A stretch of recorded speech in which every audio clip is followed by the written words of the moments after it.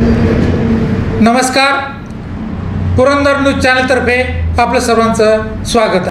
नमस्कार, पुरंदर न्यूज चॅनलमध्ये आपलं सर्वांचं स्वागत आहे. पुरंदर तालुक्यातील प्रसिद्ध अस्थिरोगतज्ञ डॉक्टर भालचंद्र दीक्षित यांच्याकडे आपण आलेलो आहोत. आज डॉक्टर डे आहे. डॉक्टर डेच्या निमित्तानं आपणास हार्दिक शुभेच्छा. धन्यवाद. गेली अनेक वर्ष तुम्ही पुरंदरमध्ये रुग्णसेवा करत आहात. अतिशय प्रामाणिकपणे रुग्णांची सेवा करणं आणि योग्य ते उपचार करून रुग्णांना बरोबर त्या रोगातून बरे करणे यासाठी डॉक्टर भालचंद्र दीक्षित प्रसिद्ध आहेत. स्वतःच्या आरोग्याबरोबर रुग्णाचं आरोग्यही चांगलं राहिलं पाहिजे यासाठी ते प्रामाणिकपणे प्रयत्न करत असतात. प्रामाणिक डॉक्टरांच्या यादीत डॉक्टर भालचंद्र दीक्षित यांचं नाव वरच्या क्रमांकावर आहे. सर्वात महत्त्वाची गोष्ट म्हणजे रुग्णाबरोबर त्यांनी स्वतःचं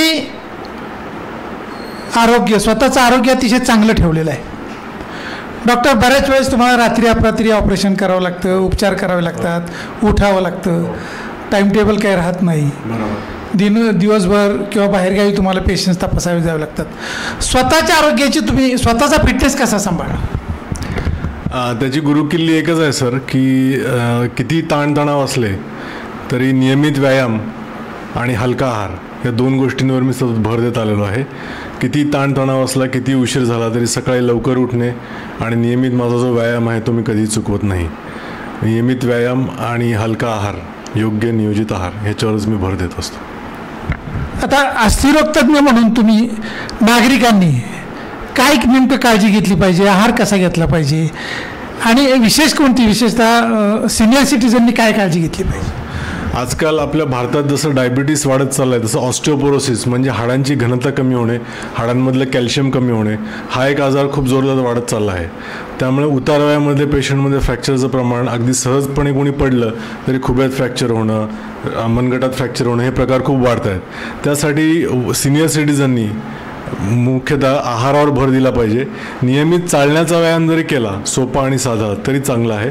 चालण्याचे दोन फायदे होतात. त्याच्यामुळे हाडातलं कॅल्शियम भरून निघतं, स्नायू मजबूत होतात आणि हाडांचा रक्तपुरवठा वाढतो. आहारामध्ये बोलाल तर कडधान्य, फळं आणि दुधाचे पदार्थ ह्याच्यामध्ये भरपूर मुबलक कॅल्शियम असतं. आपला जो चौरस आहार आहे, वरण भात भाजी पोळी, हा सगळ्यात योग्य आहे. लोकांमध्ये गैरसमज असतात की मांसाहारच केला पाहिजे, असं अजिबात नाही आहे. सोयाबीनमध्ये सुद्धा खूप जास्त प्रमाणात प्रोटीन्स असतात. त्यामुळे जे व्हेजिटेरियन लोक आहेत त्यांनी व्हेजिटेरियनच राहावं आणि सोयाबीन, कडधान्य, हिरव्या पालेभाज्या, सीझनल फळं, सुकामेवा ह्याच्यावर चांगला भर दिला पाहिजे. एखाद्या IPS ऑफिसरसारखी प्रतिमा आणि अतिशय सुंदर देखणं व्यक्तिमत्व डॉक्टर भालचंद्र देखणे यांना लाभलेलं आहे आणि त्यांनी ते व्यक्तिमत्व व्यवस्थित ठेवण्याचा स्वतःहून प्रयत्न केलेला आहे. परंतु ज्यावेळेस रुग्ण त्यांच्याकडे होतो, बऱ्याच वेळेस ॲक्सिडेंटच्या केसेस येतात किंवा कोणाचा पाय दुखत असतो, विशेषतः गुडघ्याचा त्रास होत असतो, त्याच्या चेहऱ्यावर मात्र दुःख असतं, तो त्याच्या वेदना सांगत असतो. परंतु डॉक्टरांच्या व्यक्तिमत्वाकडे पाहिल्यानंतर त्याचं निम्म दुःख कमी होतं, आपल्याला काहीतरी उपचार मिळतील. आणि डॉक्टरांचा स्वभाव जो आहे, शांतपणे संयमानं रुग्णाचं म्हणणं ऐकून घेण्याची फार मोठी क्षमता डॉक्टर भालचंद्र दीक्षित सरांकडे आहे. हा मानसिक समतोल शरीराबरोबर तुम्ही कसा साधलेला आहे? मनशांतीसाठी थोडं मेडिटेशन पण मी रोज करतो. मनस्वास्थ्यासाठी जसं शारीरिक आरोग्य महत्त्वाचं आहे तसं मानसिक आरोग्य देखील तेवढंच महत्त्वाचं आहे. जसं शारीरिक आरोग्यासाठी मी व्यायाम करतो, मानसिक आरोग्यासाठी रोज मेडिटेशन, ध्यानधारणा मी रोज करतो. त्यामुळे मन शांत राहण्यासाठी मदत होते. आणि किती इमर्जन्सी असेल, किती विपरीत परिस्थिती, प्रतिकूल परिस्थिती असेल तरी मन विचलित होत नाही आणि मन शांत राहतं. तर मेडिटेशन माझ्या मते योग्य आहे.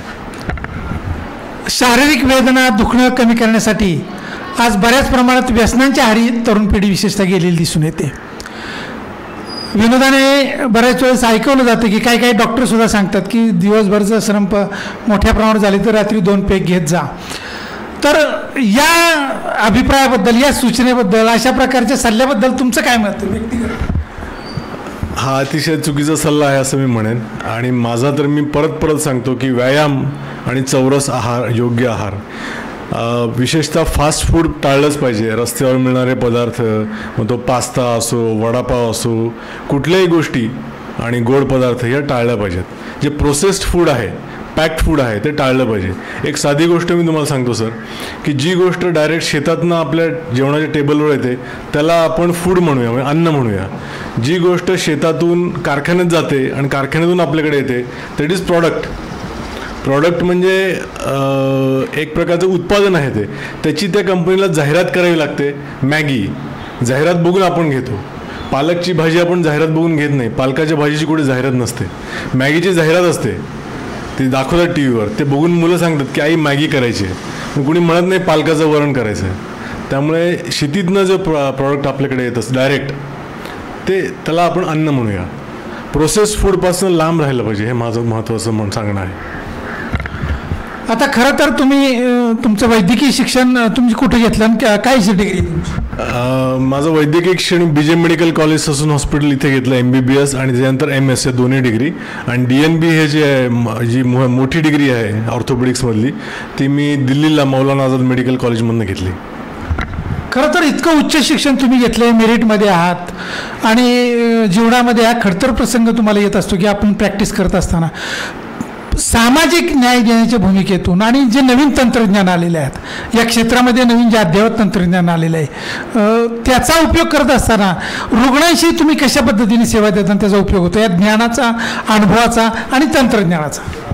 तर वैद्यकीय क्षेत्र हे इतर क्षेत्राप्रमाणे रोज झपाट्याने वाढत आहे, विकसित होत आहे. त्या दृष्टीने माझे गुरु आहेत doctor KH Sancheti sir, Padmabhushan, Padmashri, Padmavibhushan आहेत. त्यांचं वय आता यावर्षी आम्ही त्यांची 90वी साजरी करणार आहोत. तर त्यांनी एकच शिकवलं की काळाबरोबर तुम्ही स्वतःला अपग्रेड करत चला. आमच्या नेहमी कॉन्फरन्सेस होतात, त्यात नवीन नवीन टेक्निक, नवीन इन्स्ट्रुमेंट्स शिकवले जातात.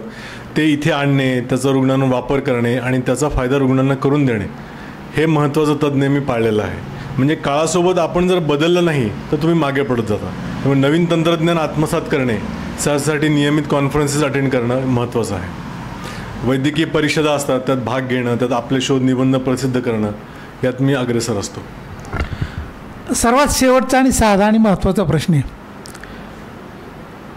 उच्च शिक्षित, श्रीमंत, गरीब, अशिक्षित सर्व प्रकारचे रुग्ण तुमच्याकडे येतात.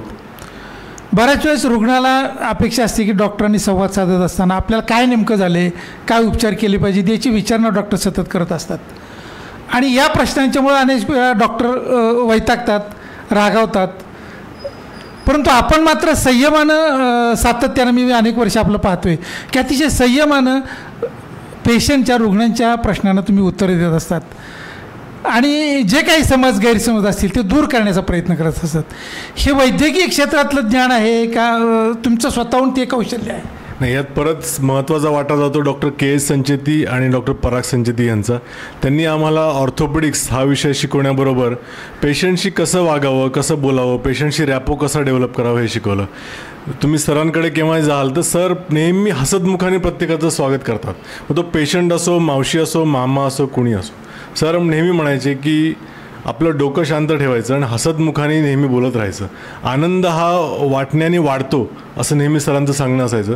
तर सरांचेच काही गुण मी आत्मसात केले. म्हणजे KH संचेती सर असो किंवा पराग सर, दोघंही सारखेच आहेत आम्हाला. तर त्यांचे गुण मी आत्मसात केले आणि तेच मी पुढे फॉलो करतो आहे. एवढंच, बाकी काही नाही.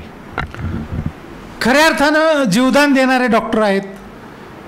अत्याधुनिक जगामध्ये खऱ्या अर्थानं जर चांगला डॉक्टर मिळाला तर आपलं आयुष्य सुखकर होतं, वेदनादायक होतं.